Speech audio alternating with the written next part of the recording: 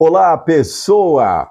Antes de mais nada, bom dia, boa tarde, boa noite para você que está acompanhando o nosso podcast. Parece que não, você nem notou, mas ele já chegou na sua 25ª edição.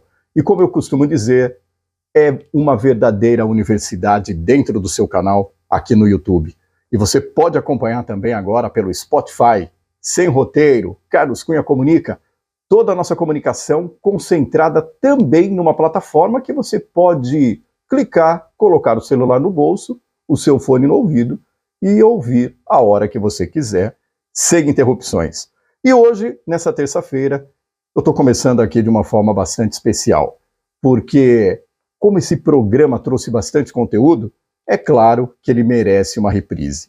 Hoje, nesse programa, você vai ouvir falar sobre intraempreendedorismo, sobre hipnose e hipnotismo, música, tecnologia e, acima de tudo, muita informação. E eu vou começar aqui com o programa número 1, que praticamente foi a estreia do programa, onde eu trouxe aqui o meu amigo consultor Aguinaldo Oliveira para falar sobre intraempreendedorismo.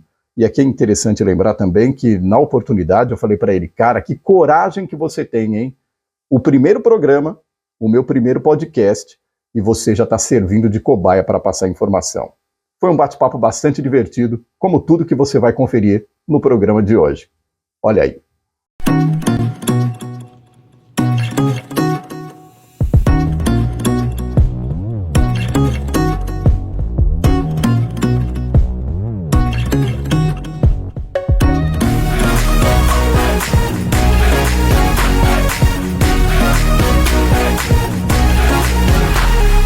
Muito bom, Carlão. E aí? A gente se conhece há quanto tempo, né? Pouco, né?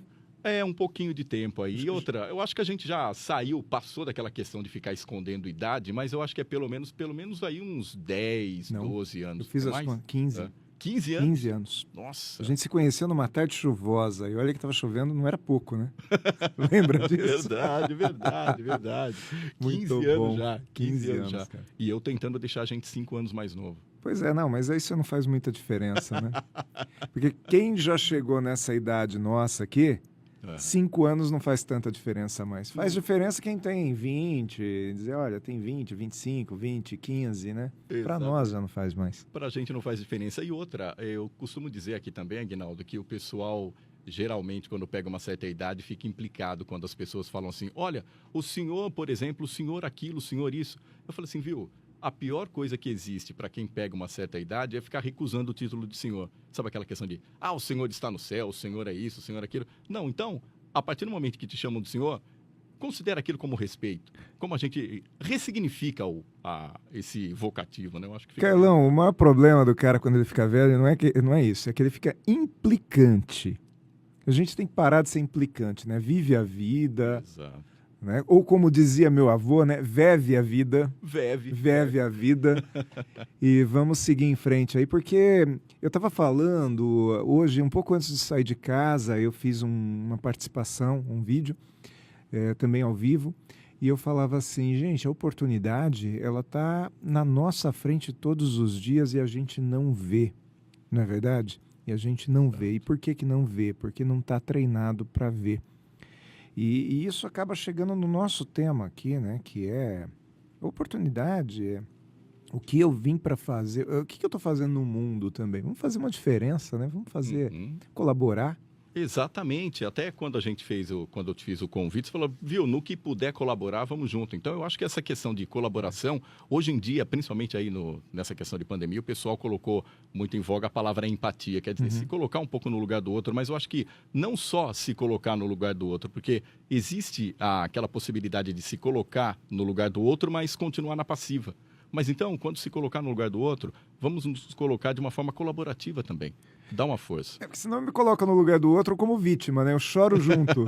Exatamente. Né? É aquela questão do ombro amigo e nada mais. E nada mais. Não, sabe, eu entendo que em alguns momentos, quando a pessoa vem contar um drama, contar um problema, é complicado, porque às vezes até pelo nosso dia a dia e pela nossa dinâmica do dia a dia, isso eu não estou falando de capacidade humana, eu estou falando de trabalho. Quer dizer, cada um de nós é treinado para uma determinada coisa, né? Você para falar para um microfone, você tem aí toda uma técnica para falar.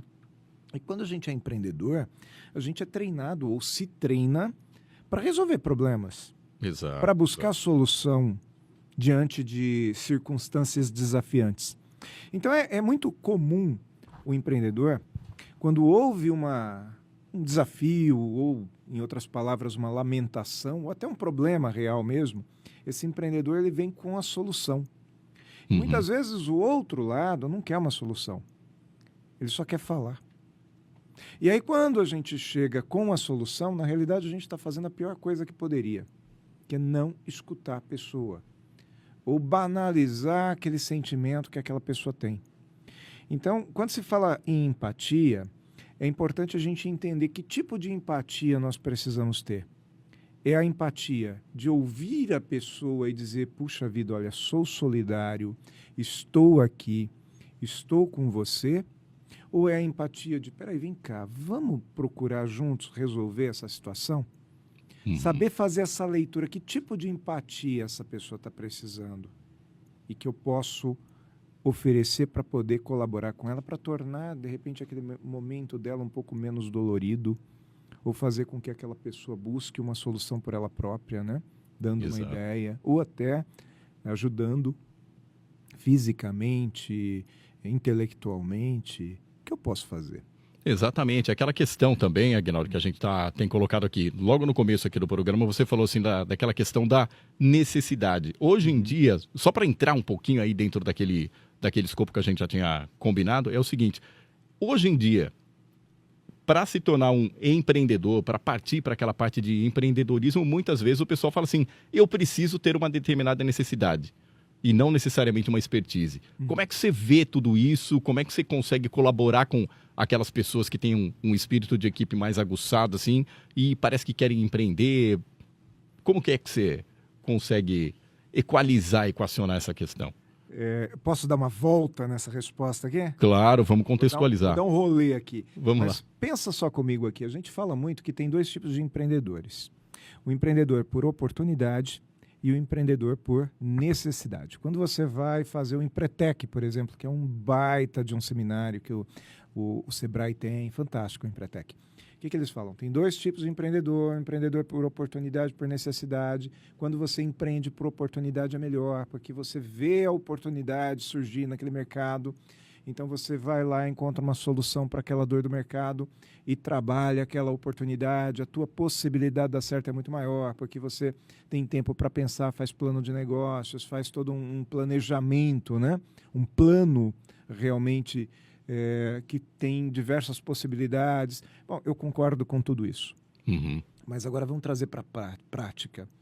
Quantos bons empreendedores, quantos empreendedores de sucesso não surgem justamente porque eles têm, com todo o perdão da expressão, água batendo na bunda? Porque o cara perdeu o emprego e aí ele se sentiu desesperado, tinha um tubarão correndo atrás, sabe, nadando atrás, o sujeito começou a andar em cima da água, assim, sabe, fugindo do tubarão, e a hora que ele viu, estava empreendendo e dando certo. Que se talvez ele não tivesse perdido o emprego, ele nunca teria empreendido. Quer dizer, não só a oportunidade vai fazer a pessoa caminhar, mas sim o quanto que aquela pessoa realmente tem, aí vamos dizer assim, ou a necessidade, ou o desejo de construir. Porque, na realidade, você pode ser empreendedor na empresa do outro. É a questão do intraempreendedorismo. Por exemplo, eu posso ser um contratado de uma multinacional ou de uma pequena empresa, sou lá um CLT, mas eu sou o cara que resolve. Eu sou o cara que cria, que inventa um produto novo, que inventa um processo novo, que oferece uma oportunidade para outras pessoas. Quem que é o empreendedor? Empreendedor é o sujeito que para de reclamar e parte para a ação. Isso eu posso fazer na empresa do outro. Empreendedor é o sujeito que acorda todos os dias de manhã pensando em quê? Vou construir alguma coisa. Isso eu posso fazer na empresa do outro. Aí vai ter alguém que vai dizer assim, mas na empresa do outro você nunca vai ser valorizado. Eu não gosto da palavra nunca. Porque quando nós usamos a palavra nunca, Desta maneira, nós estamos acabando com qualquer possibilidade de sermos reconhecidos na empresa do outro. E quantas pessoas não são reconhecidas na empresa do outro, não é verdade? Ou Exato. são reconhecidas? Exatamente. Quantas vezes que o sujeito, dentro da empresa do outro, se torna um cara tão funcional, tão criativo, tão fundamental, que ele acaba virando sócio, Uhum. não é verdade? Exato. Quantas pessoas que trabalham dentro da empresa do outro, mas com um senso de empreendedorismo tão grande, que através do trabalho dela, ela gera outros empregos. O problema é que a maioria das pessoas acha que empreender é ter um CNPJ. Uhum. Quer dizer, empreender é ter o meu próprio negócio, é eu me responsabilizar exatamente por aquilo que eu gostaria de fazer e todos esses afins. Você quer ver uma definição? Hum. Pergunta para 10 pessoas o que é ser empreendedor. Eu não tenho a estatística, tá? Mas eu suponho que uma boa parte delas vai dizer que é trabalhar para mim, trabalhar para si próprio. Uhum. E eu pergunto para você já foi CLT? Sim. Eu também. Aliás, eu já vivi os 4 lados, né? É. Sabe quais são os 4 lados? Não sei se você já me ouviu falando sobre isso. Eu já fui empregado, eu já fui desempregado, eu já fui empregador e hoje eu sou prestador de serviço, que eu sou consultor. Então, eu chamo de 4 lados, eu chamo isso de ter vivido os 4 lados, porque, na realidade, a gente consegue enxergar como é a vida nessas 4 situações. Qual é a vida de um empregado? Quais são as dores de um empregado? Quais são as dores de um desempregado? Eu acho que as dores de um desempregado são maiores do que de um empregado. Uhum. Sem dúvida. Só para o sujeito pensar, porque às vezes ele acha que está ruim, tem coisa pior, né? Mas por que será que está ruim também? Porque ele está lá empregado e ele não age de uma maneira condizente. É o colaborador, como dizia Vânia Ferrari, né? O colaborador que não colabora. Uhum. Né? O Exato. problema é que também tem o empregador, que é o líder, né? Que é o líder que não lidera, segundo a própria Vânia Ferrari. Adoro essa geradora de conteúdo. E dessa maneira, você começa a pensar assim, tá, mas eu sou empregado. Eu trabalho para quem? Voltando ao ponto. Quando você era CLT, para quem que você trabalhava? Antes de você responder, eu já vou te dizer que nas minhas palestras eu faço essa pergunta e a maioria das pessoas responde que trabalha para o dono da empresa. Muitas vezes falando o nome. Eu trabalho para o fulano de tal. Uhum. E aí eu brinco, né? Eu pergunto, você quando acorda pela manhã, pensa no fulano de tal? Do tipo, nossa, vou lá fazer aquele cara ser feliz, vou fazer aquele cara crescer. É isso que te tira da cama? Não necessariamente, né? Eu até costumo brincar quando o pessoal começa numa dessa, nossa, eu tô cansado de trabalhar para os outros. Eu falei, cara, se você tá procurando uma motivação ali na tua vida depois do fantástico, sabe, cara, se você não encontrar nenhum tipo de motivação, nossa, amanhã eu vou fazer coisas diferentes, etc e tal, vai, pensa nos seus boletos que você vai ter que pagar, né? Exato. Pensa na tua conta de gás, na tua conta de luz. Vai, se a partir desse momento, cara, você não conseguir se motivar para fazer alguma coisa, acaba sendo até um ato de irresponsabilidade da parte do cara. O que você acha? E aí, o boleto é de quem? Então, Se o boleto é meu, eu trabalho para quem? exatamente. Não é? Agora, essa mentalidade de trabalho para o fulano de tal faz com que eu tenha um sentimento de ser explorado pelo fulano de tal.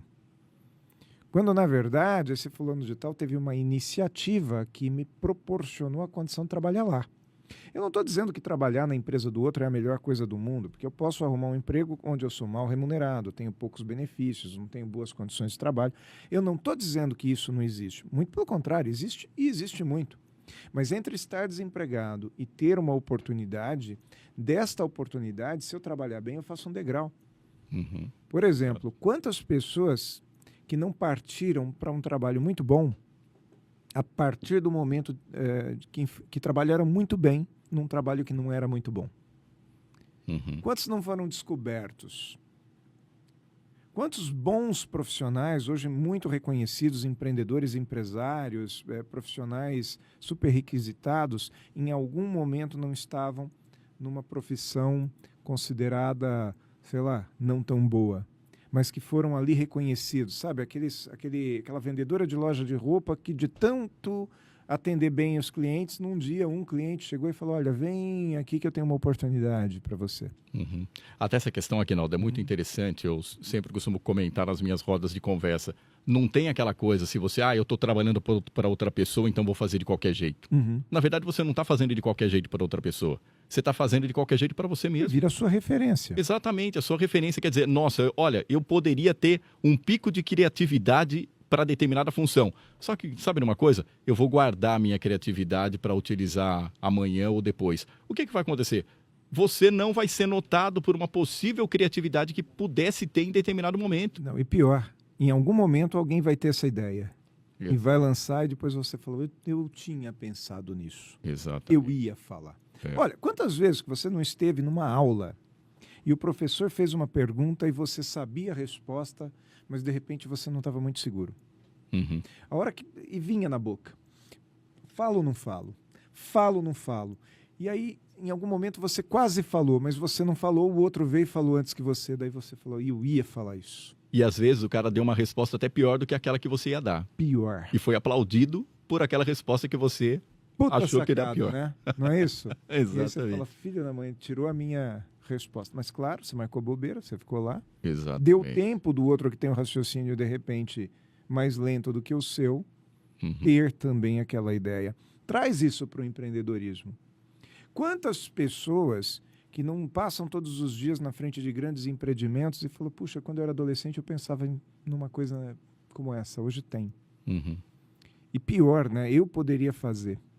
Exato. Né? Exato. Então isso acontece todos os dias. Isso que nós estamos fazendo aqui, vamos falar a verdade. Quantas vezes você já não tinha pensado em fazer um podcast? Quanto tempo demorou? Quantas vezes eu não pensei, puxa, eu podia fazer um podcast, mas não tomei iniciativa. Não é verdade? Exatamente. E até que alguém tomou. Mas então quer dizer que eu perdi o bonde? Não, a gente nunca perde o bonde, né? A gente sempre tem uma oportunidade, o bonde volta, né?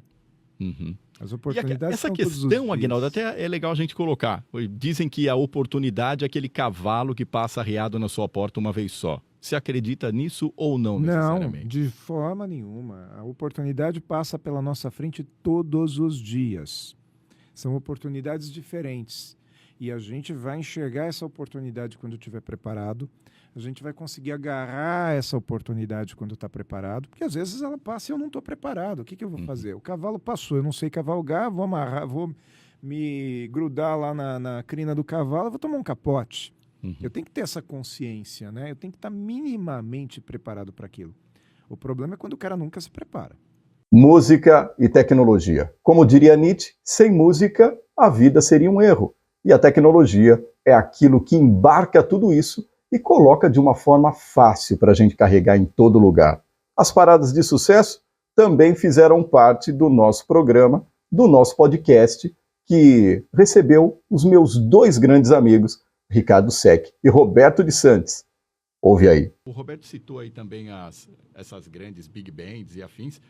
Com os grandes compositores de antigamente, levando em consideração para o pessoal que está fazendo música agora, você acha que eles ainda são uma grande referência para esse pessoal mais jovem ou não necessariamente? O pessoal mais jovem quer apertar um botão e ver as possibilidades que aquilo consegue fazer com a voz, que consegue fazer com um determinado tipo de instrumento?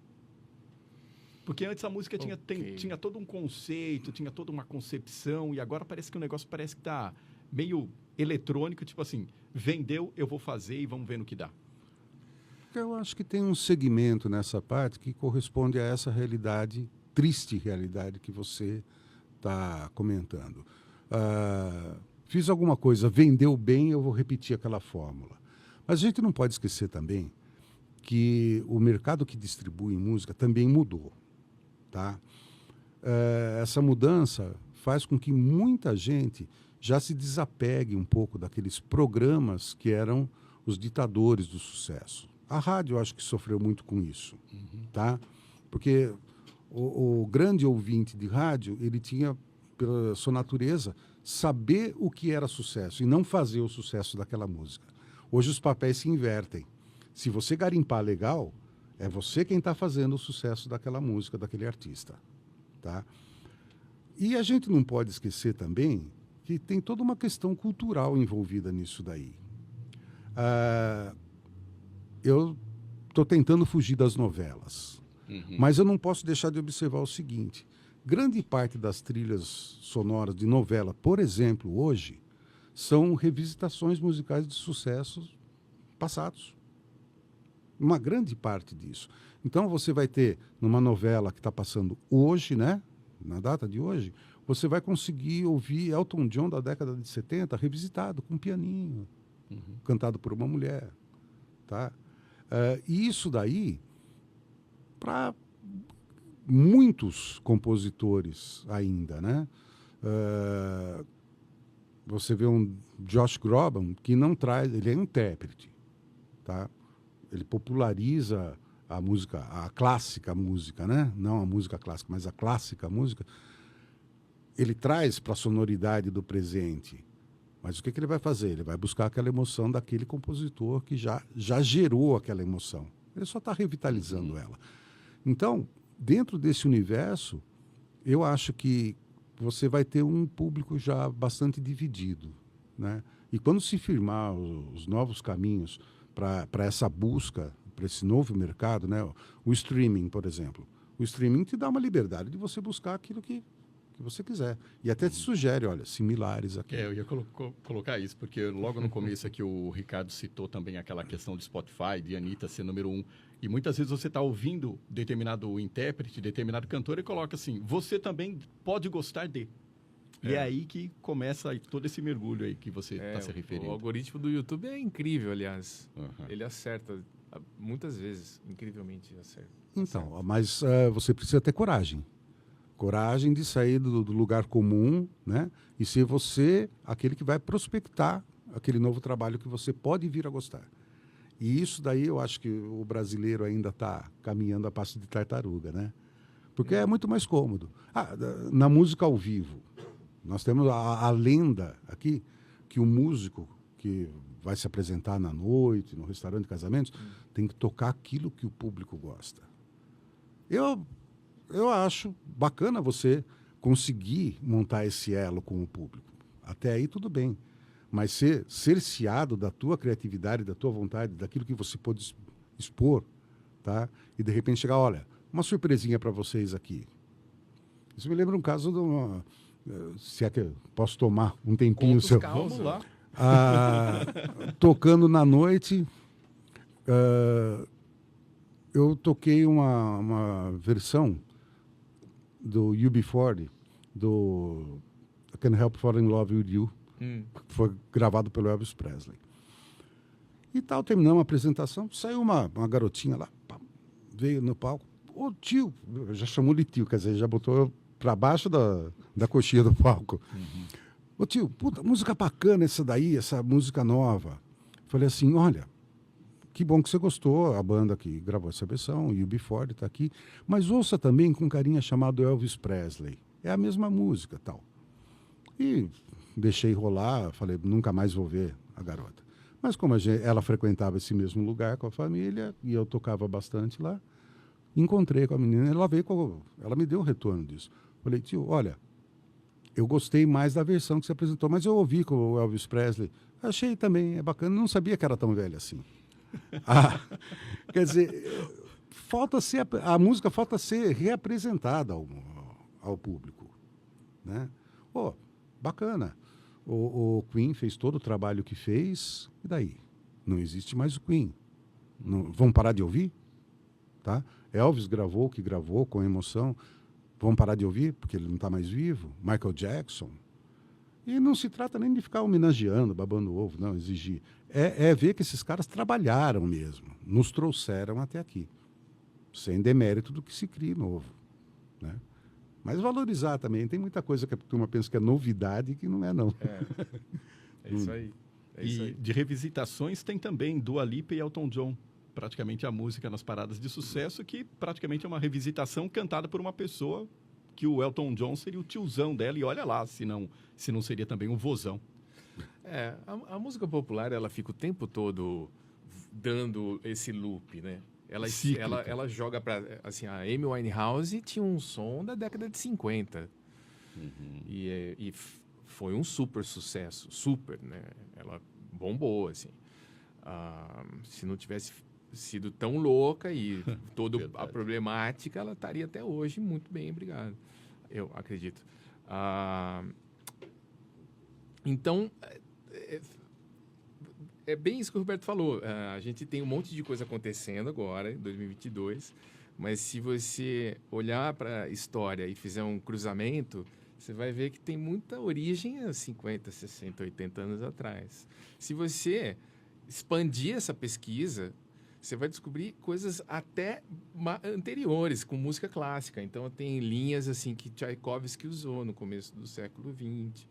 Tem coisas que vão lá para trás e que são repetidas com uma roupinha nova e o público consome aquilo tudo de novo, às vezes. Lembrei de um outro cara, Michael Bublé.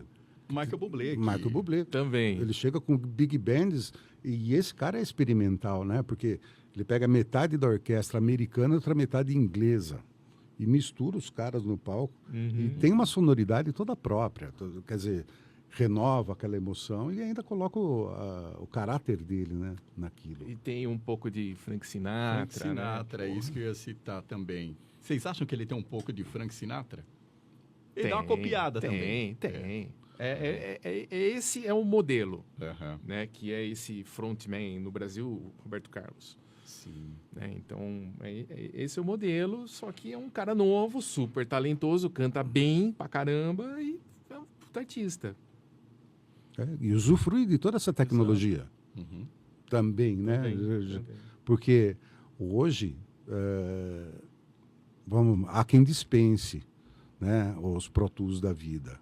Maria Bethânia é uma que diz o seguinte: se você ligar isso daí no computador, você vê que o computador está ligado e tem um Pro Tools, eu paro de gravar e não entro mais.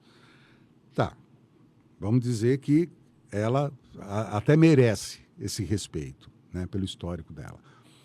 Mas entre a Maria Bethânia e Xuxa, uma Anitta talvez no começo, né, com a sua inexperiência, o Pro Tools teve que atuar e a gente teve que engolir. Ou alguém acredita que Madonna, Ivete Sangalo consegue cantar, dançar, assobiar, não sai do tom, não dá no microfone, né? Então, a gente está assistindo essa tecnologia atuar todo dia e está confortável com ela. O que a gente não pode perder é o contato com o lado artístico da música. Isso daí seria o fim. Eu gosto de falar, acho que já falei 1000 vezes, e toda vez que eu tenho oportunidade eu gosto de falar, que é uma coisa bem besta, mas mágica não existe. Tipo, mágica é legal, aquela coisa do mágico ali na festinha, mas é tudo truque, gente, sabe? Não tem, não é de verdade, o coelho não sumiu de verdade. Tá certo. A criança... Posso usar isso daí? Posso usar isso no claro. discurso? Pô, Por favor. gostei. Não, para a criança que a mente funciona de um outro jeito e tudo bem, porque as crianças são normal, elas estão ali Totalmente lúdicas. super lúdicas e assim, elas faz parte do processo. Não sou especialista, mas enfim, tem todo um sentido. Agora, para quem já cresceu, para quem é adulto, então fica a dica, tipo, não tem mágica, sabe? O Pro Tools, quando você usa um autotune da vida, o Melodyne, desculpa falar um pouco tecnicamente, mas são programas que afinam a voz. A voz fica afinada, porque são programas que têm a capacidade de identificar a nota que foi cantada e ajustar essa nota na escala, ok? Ele só faz isso. O seu timbre continua sendo o seu timbre. A tua interpretação, timbre e interpretação são as duas coisas que definem o cantor, né? Continua sendo do cantor, entendeu? O Pro Tools, junto com esses programas que afinam, eles só afinam. Eles não dão interpretação. Eles não dão emoção, não dão vida à música. Entendeu? Então, assim, o mais importante continua sendo responsabilidade do cantor. Entendeu? A vantagem é que hoje em dia a gente tem um monte de vozes afinadas, super afinadas, que você não ouve desafinação. Então, tudo bem, beleza. Mas isso é um pedaço só. E você sabe que fazer podcast, que pensar e que falar, muitas vezes envolve muitos neurônios. Mas você sabia que tem gente que não gosta de queimar neurônio por aí não, né? Mas eu trouxe aqui um especialista para explicar essa parte conectiva do nosso cérebro que intriga muita gente por aí. E foi nesse programa que eu usei até um capacete esquisito, porque eu estava sendo monitorado para ver como é que funciona tudo aqui, ó, mais ou menos dentro da minha cabeça. Meu amigo neurocirurgião Carlos Azevedo também apareceu por aqui com a especialista Patrícia. Olha aí. Todos nós aqui temos um diagnóstico. A gente pode carimbar todo mundo com algum diagnóstico. Basta eu ficar com raiva desse diagnóstico revoltado contra ele ou usar ele a meu favor para potencializar a minha vida. E se você for ver grandes exemplos de pessoas... Beethoven fez a nona surdo, né? Monet fez alguns quadros baratinhos de 100 milhões de dólares aí, cego. Exato. O Stephen Hawking, ele ganhou um Nobel, né? Coisa pouca, né? Com esclerose lateral amiotrófica. Exatamente. E para citar o nosso, até um talento brasileiro, o próprio Aleijadinho. Pois é. Que fez bastante... As melhores obras dele foi num período completamente assim de ineficiência para alguém. Você olha, viu, para que serve uma pessoa assim? E olha só as obras. Exatamente. No final da vida, ele era guinchado com panos no teto das igrejas e pintava com a boca. Ele podia muito bem falar assim, não, coitado de mim. Exatamente. O ponto é, a gente está falando de casos extremos, mas se a gente tiver um olhar mais leve, um olhar mais realista de que a vida não é um padrão, não é um número no papel, mas que a vida é muito mais complexa, bonita e possível de ser vivida, a gente transforma a terapêutica como um propulsor de felicidade. Acaba virando uma compensação daquilo que a gente não tem. Exatamente, é Sim. Isso que o cérebro faz também. São bengalas, né? Sim. Áreas onde eu não tenho uma ativação adequada, eu tenho essa possibilidade cerebral também, né, Kleber? Isso é legal Todos a gente abordar, temos. porque mesmo a gente falando assim de individuação, de que cada indivíduo é diferente de outra pessoa, dentro dos padrões aqui neuronais, existe, por exemplo, uma linha, uma referência, fala, olha, de 0 a 10 essa pessoa é foco, de 20 a 30 essa pessoa é atitude, de 40 a 50 a pessoa é sonho. Como acontece num exame de sangue, por exemplo, acontece o mesmo em questão de neurônio, que mesmo a gente sabendo que não tem um padrão, acontece esse tipo de coisa. Existem escalas, sempre existem, mas toda escala é factível a bias de análise, né? As coisas são muito mais espectrais do que... Mas tem que haver uma escala até para a gente conseguir algoritmizar o padrão, né? A gente precisa da normatização, né? Do padrão, normatização, para a gente entender o que está dentro disso e o que está fora, né? Até para um diagnóstico, não no sentido de rotular, mas da gente saber que medidas que a gente vai... Quais são as medidas possíveis, né? O que eu posso fazer para melhorar o dia a dia dessa pessoa, a funcionalidade dela, né? Dentro de demanda de trabalho, de demanda escolar, né? Então, a gente tem como fazer isso através... por exemplo, o neurofeedback, ele faz isso com uma forma de medida. E nós temos também testes dentro da psicologia, psicométricos, onde a gente consegue observar, sim, também habilidades específicas para o funcionamento da pessoa. Isso é possível. Sempre sabendo que existe é tudo muito espectral, uma distribuição gaussiana, né, em que existe... não existe o patológico e o não patológico, existe um mundo de possibilidades até lá. Para algumas pessoas, transtorno de déficit de atenção, em geral, por exemplo, atletas, em geral, têm uma prevalência muito grande de transtorno de déficit de atenção, porque o esporte, por si só, é terapêutico. Você vai ver aquele nadador olímpico ganhou muitas medalhas, ele tem... O Phelps. Sim. Ele tem franco transtorno de déficit de atenção, porque ele, não sei se consciente ou inconscientemente, utiliza o esporte como terapêutica. E como o nosso papo é sempre voltado para a comunicação, e tudo a gente puxa para a comunicação, porque afinal, comunicação é tudo, ela permeia as nossas relações de vida, tanto em casa, como na rua, como no trabalho.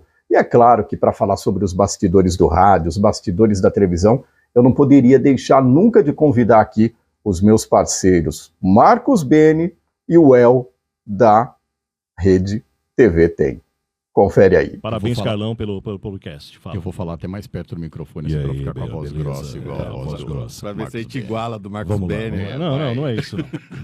É que hoje eu preparei a voz para chegar com a voz mais grossa. Tomei um caldo. Então, o que acontece? Eu participo de um grupo bem interessante. Foi até um amigo que pediu para eu entrar nesse grupo, porque na verdade me indicou, né, para o grupo. E lá estão, cara, Edmir Rabelo, Irineu Toledo, Paulinho Ribeiro, né? Enfim, cara, tem uma série de locutores, tem muita gente lá, né? Domênico Gato, tem muita gente boa lá. E eu sou o cara assim, porra, os caras são os caras, né? E eu sou o cara que fica ali. De vez em quando eu posto uns vídeos, uns negocinhos, pá. Falo um pouco de rádio da década de 80, 90 e tal. E aí, cara, quando os caras mandam áudio, eu falo, putz, deixa eu ficar quieto aqui, porque não dá, cara. É aquele vozeirão que você fala, mano, Deus do céu, né? É a voz agradável, não é a questão da voz grossa, por dar a voz grossa, né? Uma voz agradável, bem colocada, bem postada. Óbvio que a gente não fala isso no dia a dia, né? Imagina, olá, tudo bem? Eu quero pagar um boleto. Não, ninguém chega numa lotérica, num banco para falar desse jeito, né? Então, imagina, no supermercado, olha, quanto deu a conta, né? Não é assim que funciona, né? Pergunta para o repositor, aonde tem detergente? Exatamente. Onde eu encontro a cerveja? Onde fica o setor de laticínios? De repente o cara fala, viu, você não quer fazer locução no supermercado? É isso que eu pensei também. Você não quer Falei, anunciar... às vezes é bom o cara tá sem os freela aí. Você não quer anunciar uns produtos aqui? É uma dica pra quem tá precisando. Atenção, atenção cliente fulano e tal. O seu carro está com o alarme ligado.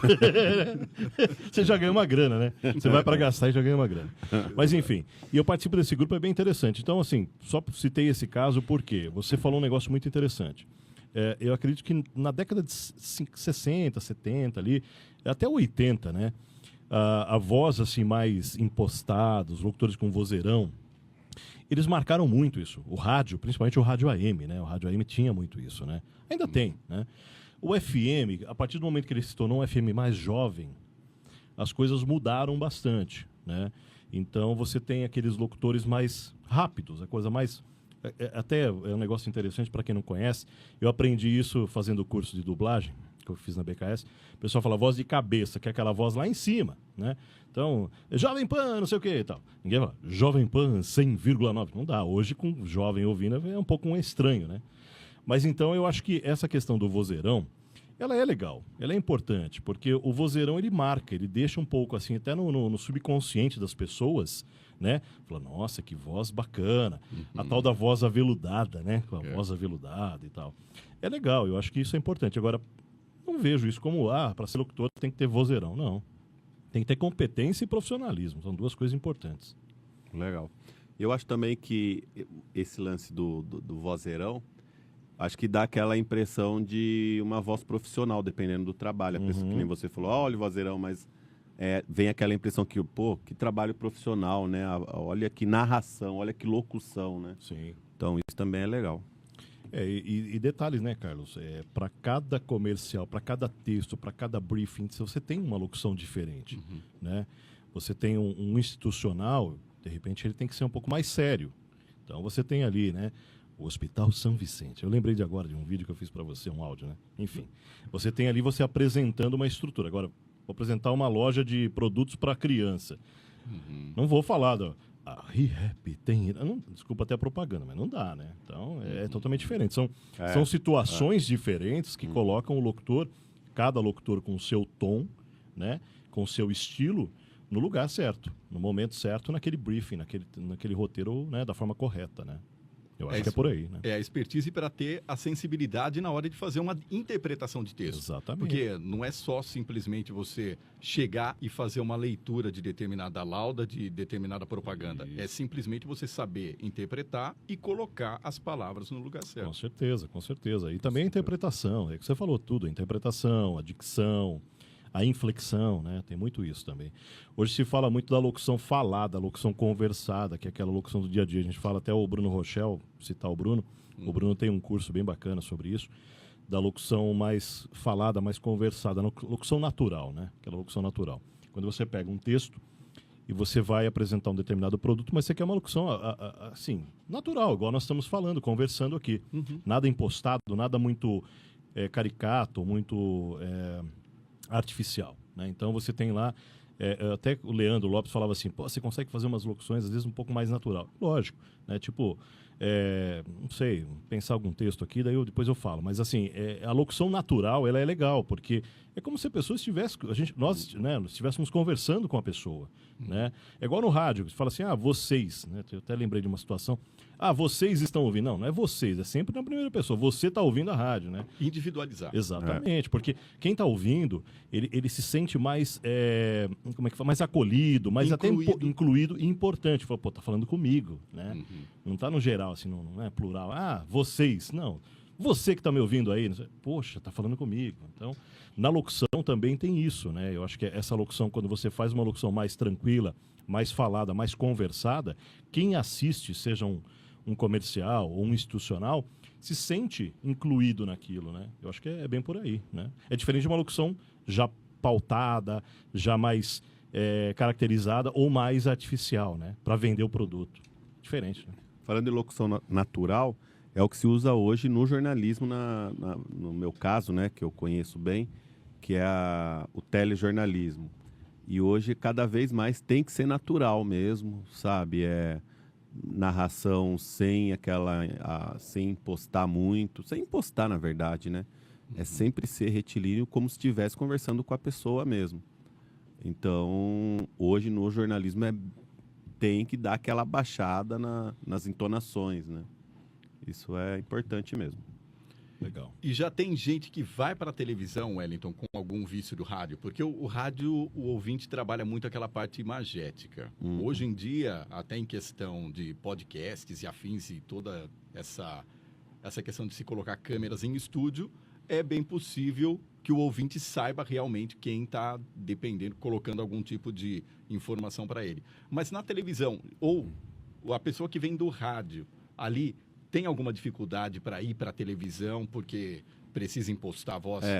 Na verdade, isso era natural anteriormente, assim, há anos, né? Isso rolava bastante de vir profissional do rádio para fazer reportagem, achava que tinha um visual legal e queria fazer uma reportagem. E aí vinha, então, sempre parecia bastante gente do rádio que gostaria de entrar na televisão, que estava a fim de entrar. E aí, quando fazia um teste, gravava um off, alguma coisa assim, vinha com aquela impostação, né, de Mas hoje não, cara. Hoje diminuiu bastante, sabe? Eu acho que também tem muita gente do rádio que está impostando pouco também. Até quem é do rádio já também deu aquela diminuída, né? Mas o que está vindo bastante hoje na televisão, com interesse de ser repórter, alguma coisa assim, aí já é mais a molecada da faculdade, né? Já não é mais aquele pessoal que antes eu lembro que via muita gente do rádio, mas hoje não, hoje já é mais a molecadinha da faculdade mesmo, então, que quer ser repórter, que quer aparecer, que às vezes acha que jornalismo é pegar o microfone, falar e a mãe aplaudir na casa dele, sabe assim? Então, às vezes você tem que dar uma segurada, Sim. Mas é isso que está surgindo bastante, assim, que daí muita gente dá certo, bastante gente, porque existe um trabalho, tem que trabalhar, né, com a pessoa, né? Não só voz daí, porque a televisão daí já não é só voz, né? Postura, aí tem que trabalhar, né? A voz, postura, a roupa que veste, o cabelo, né? Aí tem que dar uma trabalhadinha, que também já diminuiu bastante, né? Essa exigência, existia uma exigência bem maior, né? Para isso. E hoje deu uma afrouxada, mas também eu acho que hoje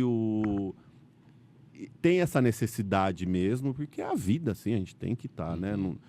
Não tem que estar junto ali, você vai para a rua fazer uma reportagem, você vai ouvir a população tem que sentir que você está ali com ele, né? Não adianta o cara chegar numa comunidade de terno, gravata, sapato e o cabelo com gel e maquiado e Dona Maria vai lá e falar, pô, não vou falar com ele não. Ele tem que ser do povão, né? Ele tem que estar ali, tem que estar incluído naquilo, no dia a dia, né? A pessoa tem que sentir à vontade, porque ela vai falar de um problema sério, às vezes, que ela está passando ali, né? Para uma pessoa desconhecida. E você citou uma coisa que eu achei muito interessante, Wellington. É interessante que todo profissional de comunicação, seja ele do podcast, seja ele do YouTube, seja ele do rádio ou da TV, que consiga se incluir também no meio do povo e no meio da comunidade e fale realmente a língua dela. Com certeza, com certeza. Esse hoje é o passo número 1, né? Tem que... Às vezes também, se a pessoa monta um podcast direcionado, a pessoa quer montar um podcast direcionado aos empresários bem-sucedidos. É diferente. É diferente, Sim. Né? Mas se ela tem um interesse de ter assuntos populares, no mínimo o apresentador também tem que ser um cara, e não falso, né? Não ser aquele cara, olha, eu tenho que treinar para ser um apresentador popular de podcast, né? A pessoa tem que se sentir bem, tem que fazer aquilo. Porque hoje, o que acontece hoje? Ninguém mais engana ninguém.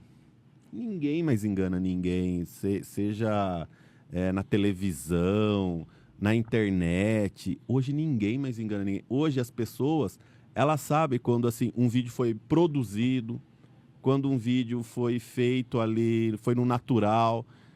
E qualquer pessoa sabe hoje, né? Antes dava aquele impacto quando você apresentava um vídeo produzido e quando você apresentava um vídeo caseiro, né? Hoje não, hoje as pessoas, elas sabem, produziu, legal. Aqui foi caseiro, isso aqui foi de celular. Aqui ele pagou para alguém para fazer. É muito natural isso. Hoje mudou muito, mudou muito. Mas a internet, ela possibilitou muitas pessoas a produzirem conteúdos, bons conteúdos, né? Bons conteúdos. E com qualidade, né? Hoje você vê que tem muita gente produzindo até comerciais com iPhone. E como você sabe, nós estamos na era do vídeo. Tudo é vídeo e tudo faz um vídeo para mim. Só que vídeo não é simplesmente apertar botão, não. Apesar de toda essa tecnologia que a gente tem agora embarcada no celular, que é uma maravilha, que eu também virei um adepto, fazer vídeo é difícil, porque tem roteiro, tem produção, e nem sempre as produções e os produtores colaboram com aquele carinha que fica com as DSLRs ou então com aquelas câmeras gigantes no ombro. E foi por isso que eu chamei a galerinha aqui do audiovisual para explicar para você que quem vê vídeo não vê perrengue. Porque hoje você não precisa às vezes filmar, hoje você não precisa gravar. O que eu preciso fazer? Igual nós estamos fazendo com ele, ó. Ponho ele num programa de Meet, ele fala o que ele fala, o que ele quer falar, a gente coloca os gráficos, faz uma animaçãozinha, põe um títulozinho, eu entrego o trabalho e eu nunca fui na empresa. Então isso aí é uma coisa que favorece também. Eu vejo que hoje, por exemplo, eu faço muito pouco trabalho, às vezes até com um roteiro, assim, falar um roteiro bonito mesmo. Porque as pessoas não têm tempo. Hoje não existe mais aquela coisa de vamos fazer um roteiro, vamos chamar um roteirista para escrever, e que não sei o quê, que lá. As pessoas não têm mais isso daí. Eu vejo muito pouco. São poucos os trabalhos que eu faço que existe um roteiro de verdade. Nós estamos com uma edição de videoaula que vê tudo errado. O que acontece? A gente tem que arrumar. Eu vou esperar o cliente falar, cara, você mandou errado isso aqui, ó. Esse gráfico aqui, ó, tá em pouca resolução. O que eu faço? Arruma na bosta. Um abraço. A gente redesenha tudo e faz tudo. Então eu vejo que, graças a Deus, eu acho que um grande diferencial meu é que eu desenvolvo a solução para o meu cliente. E é isso que a gente tem que fazer. Porque quando o cliente se apaixona por você, ele vai ser seu amigo. Sim. Agora, não pisa na bola com ele. Porque é engraçado, se você fizer 30 vídeos pro cara, você errar em um, os outros 30 que você fez não vai valer por nada. Não interessa para nada. Verdade. Isso aí, nesse ponto, é uma profissão ingrata, nesse ponto aí. Mas isso de alinhar essa expectativa tipo, às vezes Não é uma produção que eu vou ter roteiro ou que vou ter roteiro. Eu acho que isso às vezes também é muito dessa expectativa de talvez nem tudo que o cliente chega para vocês, ele fala assim, eu quero fazer um vídeo institucional aqui. Aí, beleza, aí entra no briefing, aí você começa a fazer um briefing lá e tal, então, mas pra que você quer esse vídeo? Porque eu vou postar na minha lista de transmissão. Aí você já, opa, peraí. Tá, mas e que mais? Aí na hora que você termina de conversar com o cara, você fala assim, cara, mas o que você precisa não é de um vídeo institucional, né? E eu acho que talvez, às vezes, dependendo do cliente que você tá atendendo, que você tá conversando, vale muito essa conversa, eu acho, talvez essa transparência, porque às vezes tem essa questão também, né? Tem da pessoa, às vezes, que tipo, eu quero fazer um puta vídeo lá, você chega, não, firmeza, tá aqui, ó, orçamento, aqui, ó, 20, 50 mil reais aqui pra fazer, demorou. Agora não, você conversou com o cara lá, ele chega lá e fala assim, não, mas se você fizer assim, você, com essa produção talvez um pouco mais enxuta, você fizer 5 vídeos diferentes aqui, ó, pra falar de 5 temas diferentes dentro do seu serviço, vai te atender muito melhor do que se você investir 50 pau numa produção gigantesca aí, e você vai ter muito mais resultado isso para sua empresa do que você fazer realmente tudo aquilo. Eu acho que também tem esse outro cenário, né? Tem essa outra vertente dessa questão do briefing, né, que a gente tá falando, do roteiro em si. É a questão de você não simplesmente ser um vendedor. Exato. Você é um consultor. Sim. E você coloca praticamente o teu cliente no caminho certo. Porque eu acho que quando você fazendo isso, você passa muito mais credibilidade do que você faz. Você entende, mostra pro cliente que você sabe, o meu produto, o que eu vendo, meu serviço é isso aqui. Eu sei que se você fizer dessa forma, vai ser muito melhor para sua marca. A gente meio que acaba dando meio que de psicólogo, né? Porque a gente vai tentar entender o que o cara precisa. Sim. Né? O cara, que nem você comentou, o cara tá numa expectativa ali que vai ser aquilo, assim, assado, mas peraí, o que você quer? Vamos ser amigos, chega aí, senta aqui, vamos trocar uma ideia. Qual que é a sua ideia com esse vídeo? Aí entra naquilo que o Wallace falou, realmente, a gente vai direcionar. Às vezes o cara tem uma expectativa de um negócio monstruoso e não é o que ele precisa. Principalmente se a gente pegar pequenas empresas, pequenos comércios, esse tipo de coisa, que na maioria deles, raramente tem alguém que trabalha na parte de marketing, né? Diferente, acho que o Kiko deve concordar, nessas empresas maiores, sempre tem uma galera de marketing que ajuda a direcionar, né? Nem sempre, né? Não estou falando que é regra, mas você acaba tendo uma galera de marketing. Agora, você pega essas pequenas empresas, esses pequenos empreendedores, o cara ele não é obrigado, né? Óbvio, mas ele não tem uma noção realmente do que ele precisa, até porque não tem ninguém ali. Aí entra a gente, como uma produtora de porte menor, além de ser o cara que só dá o rec, edita e entrega o vídeo, a gente tem que entender o que o cara quer. Às vezes a gente que vai dar a solução pro cara. O cara vai falar que preciso disso. Qual que é a melhor solução? É a gente que vai dar a solução pro cara, né? Mas é uma dificuldade mesmo, porque às vezes você pega o cara que é a sobrinha que está cuidando do marketing, né? O primo, vizinho. E eu vejo assim, eu fiz publicidade. Eu busco fazer um SIM, né, que é o Sistema de Informação de Marketing. Isso é uma coisa velha, mas para mim ainda dá certo. Mas é difícil você descobrir às vezes. E às vezes quando você está numa equipe maior, as ideias fluem, né, dentro do como conversa. Agora chega para a pessoa e fala, eu não sei o que eu quero. E para quem que eu vou falar? Conforme a pessoa que eu vou falar, existe uma forma de se falar, né? Não adianta. E entra naquele que falou, não é só fazer o vídeo, não é só apertar o REC. Tem todas essas vertentes aí que você tem que entender o que o cliente quer para você não chegar só lá, vou gravar. Não, eu vou gravar o que é necessário para você, o que vai ser bom para você, o que vai entregar dentro da linguagem de cada cliente, né? Cada cliente tem uma maneira de ser gravado e tal, mas a gente tem que entender o real motivo do vídeo que ele quer fazer, para a gente também poder entregar o nosso trabalho com qualidade, né? Exatamente. E tem que ter uma coisa, além da gente ter essa capacidade de consultoria, tem que ter também muita paciência, porque muitas vezes você imagina um roteiro, o cliente até gosta daquela ideia que você colocou e você começa a fazer o seu trabalho, mas lá no meio do caminho, até na hora da locação, você percebe que, pelo olhar dele, que não era muito aquilo que ele estava querendo. Sim. E aí? Aí o bicho pega, né? Você sabe que eu estudei elétrica, né? Eu estudei tudo que posso imaginar um pouco, né? Então eu mexo com eu sei mecânica, um pouco de mecânica, sei de elétrica. Corte e costura também, tudo? Olha, quase, viu? E aí é engraçado que, assim, eu uso muito do meu conhecimento dentro do meu trabalho. Então, eu faço, por exemplo, às vezes apresentação para uma empresa cimentícia, por exemplo, que como eu faço muito trabalho para eles, eu conheço os produtos.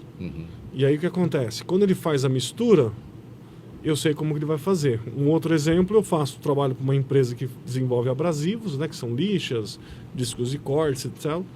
E eu comecei a prestar serviço para um concorrente deles. E foi uma coisa engraçada que a gente faz teste de performance. Não sei se vocês já viram. Veja agora qual que é o melhor. Estamos com o concorrente A e o concorrente B. Vamos ver qual que funciona. A forma de você aplicar o produto, você faz um produto ganhar do outro. E isso é muito legal. Então, assim, eu vejo que eu me dou bem com meus clientes, eu me dou bem com as agências que eu trabalho também para agência, que é um inferno, né? Mas é um mal necessário. Mas, assim, o pessoal gosta de mim por causa disso. Então, assim, hoje eu atuo muito na área de treinamento e desenvolvimento de pessoal, porque é um nicho fechado. Então, assim, a linha, eu não preciso inventar muito. O que eu preciso fazer, eu não preciso deslumbrar o cara. Olha, nossa, arte. Não. É a forma inteligente de fazer o cara aprender a mexer com aquilo. Então, isso é legal. E até hoje, por exemplo, fiz muito casamento, fiz mais de 1000 casamentos. Eu tenho dificuldade hoje, às vezes, em ir no casamento, porque eu estou acostumado, quando eu vejo uma cena que eu não gostei, eu falo, não, para, volta. E num evento social não tem isso, né? Não tem. É igual aqui, na transmissão, chegar pro cara e falar, falei besteira, volta. É aqui ao vivo. Acabou, aqui ao vivo. Não, olha, edita a minha abertura. Não tem, já era. Não tem como. Esse negócio de aprender muito, eu filmei bastante micropigmentação labial, sobrancelha. Se perguntar as coisas, eu sei, porque a gente filmou em cursos. Então a gente aprende muita coisa que a gente filma. Fez culinária, a gente tem um cliente de carne. Eu aprendi muito a fazer carne. Hoje eu faço churrasco em casa, tipo... O pessoal fala que eu sou fresco. Né? O pessoal fala que eu sou fresco, que pega carne para descansar, não sei o que e tal. Porque a gente vai aprendendo no decorrer do que a gente vai captando, né? Então Exato. A gente vai aprendendo muita coisa, além do mais do que a gente está gravando, fazendo o nosso trabalho, né? O profissional audiovisual é formado em várias coisas, além do... Isso, eu brinco de falar que nós somos doutores PH em cultura inútil. O cara fala, não, da louça sanitária, uma vez meu cara estava falando da privada, eu falei, cara... Eu fiz bastante trabalho para a louça sanitária. E essa aqui, se você tem uma válvula assim, não sei o quê. Mas o que é isso? Eu vi a montagem daquilo. Sim. E eu não sei se é uma qualidade minha ou é um meio da nossa profissão. Eu tenho uma cabeça que eu guardo tudo. Então, quando vai fazer de novo, eu falo, opa, tá errado isso aqui. Mas não tem como, né? A gente vê gravando, Sim. Depois a gente vai editar, a gente vê de novo. Várias vezes. Então aquilo registra, não tem como a gente pegar, anular aquilo, o que a gente aprendeu, o que a gente gravou, não tem como. E muitas vezes até em fazer várias revisões, acaba passando alguma coisa. Sim. E aí que tá o perigo de se assistir muita coisa, porque às vezes tem alguns trabalhos que ficam encalhados na mesa, não tem não? Tem. Meio que voltando àquilo que você falou, tem algumas coisas que não é para aparecer e aparece. Eu tenho um cliente meu que ele é vendedor de aeronave, né? Então, assim, o cara vende helicóptero, o cara vende avião, né? E nos aviões, o helicóptero ele é muito característico. Então, é difícil você, de repente, ver um helicóptero e não saber de quem que é, porque ele é muito característico. Diferente de avião, que você já consegue ver vários modelos, porém eles têm um prefixo, que é aquela numeração, aquele conjunto de caracteres que fica atrás, gigante, e cada um tem o seu. Aquilo lá meio que é o RG, é o CPF ali do avião. Em muitos casos, acontece de a gente estar filmando, não tem como não pegar uma cena de um avião com aquele prefixo monstruoso que pega a cauda inteira. Aí é na edição ali, se já aconteceu de mandar, eu falo, David, esqueceu de... né, dar um blurzinho ali, dar uma apagada no prefixo do avião do cara lá, senão dá problema, melhor ser... Isso acontece bastante. São pequenos detalhezinhos que acho que cada cliente aí, cada trabalho que a gente faz, ele tem a sua sua peculiaridade, né? Digamos, né? Mas isso eu acho que de arrumar na edição, dar problema na locação, essas coisas acho que é o que acontece todo dia com a gente, né, cara? Você chega lá pra filmar, chove. Aí você esquece o plate do tripé. Nossa, quem nunca? Nossa, aí é beleza.